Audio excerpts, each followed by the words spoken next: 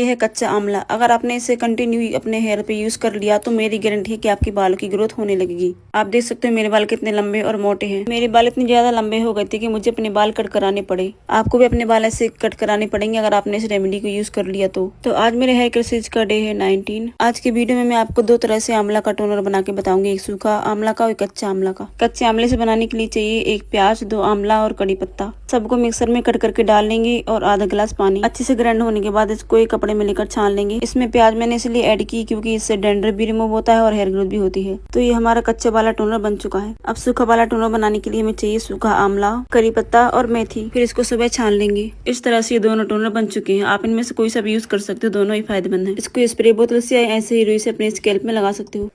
लगाने के 2-3 घंटे बाद हेयर वॉश कर लो। या सबसे अच्छा है रात में लगाओ, सुबह हेयर वॉश कर लो। इसको हफ्ते में 2 से 3 बार लगाना जब आप हेयर वॉश करो उससे पहले। तो ऐसे ही और टिप्स के लिए मुझे फॉलो जरूर करना। मिलते हैं नेक्स्ट वीडियो में।